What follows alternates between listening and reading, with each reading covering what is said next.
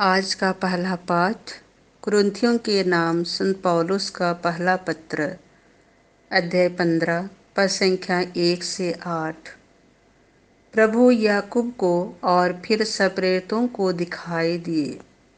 भाइयों, मैं आप लोगों को उस सुसमाचार का स्मरण दिलाना चाहता हूँ जिसका प्रचार मैंने आपके बीच किया, जिसे आपने ग्रहण किया, जिसमें आप दृढ़ बने रहते हैं, और यदि आप उसे उसी रूप में बनाए रखेंगे जिस रूप में मैंने उसे आपको सुनाया था, तो उसके द्वारा आपको मुक्ति मिलेगी, नहीं तो आपका विश्वास व्यर्थ होगा।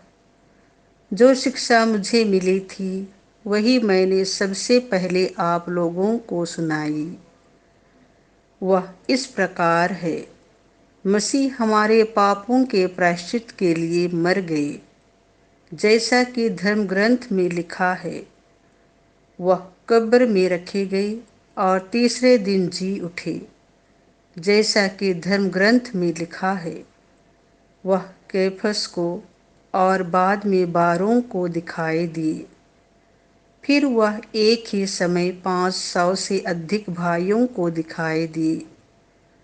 उनमें से अधिकांश आज भी जीवित हैं, यद्यपि कुछ मर गए हैं।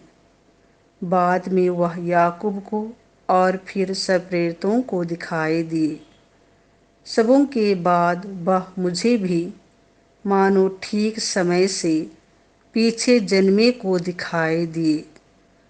यह प्रभु की वाणी है। संत योहन के अनुसार पवित्र सुसमाचार, अध्याय 14, पद संख्याएं 6 से 14। मैं इतने समय तक तुम लोगों के साथ रहा, फिर भी तुमने मुझे नहीं पहचाना। यीशु ने थोमस से कहा, मार्ग, सत्य और जीवन मैं हूँ। मुझसे होकर गए बिना कोई पिता के पास नहीं आ सकता। यदि तुम मुझे पहचानते हो तो मेरे पिता को भी पहचानोगे। अब तो तुम लोगों ने उसे पहचाना भी है और देखा भी है।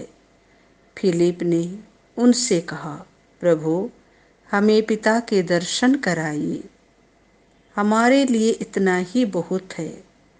यीशु ने कहा, फिलिप, मैं इतने समय तक तुम लोगों के साथ रहा, फिर भी तुमने मुझे नहीं पहचाना। जिसने मुझे देखा है उसने पिता को भी देखा है। फिर तुम यह क्या कहते हो, हमें पिता के दर्शन कराइए? क्या तुम विश्वास नहीं करते कि मैं पिता में हूँ और पिता मुझ में है? मैं जो शिक्षा देता हूँ वह मेरी अपनी शिक्षा नहीं है। मुझ में निवास करने वाला पिता मेरे द्वारा अपने महान कार्य संपन्न करता है। मेरी इस बात पर विश्वास करो कि मैं पिता में हूँ और पिता मुझ में है, नहीं तो उन महान कार्यों के कारण ही इस पर विश्वास करो। मैं तुम लोगों से कह देता हूँ, जो मुझ में विश्वास करता है वह स्वयं वे ही कार्य करेगा जिन्हें मैं करता हूँ। वह उनसे भी महान कार्य करेगा, क्योंकि मैं पिता के पास जा रहा हूँ।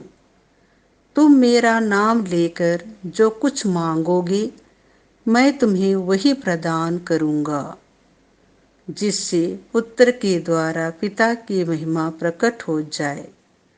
यदि तुम मेरा नाम लेकर मुझसे कुछ भी मांगोगे तो मैं तुम्हें वही प्रदान करूँगा। यह प्रभु का सुसमाचार है।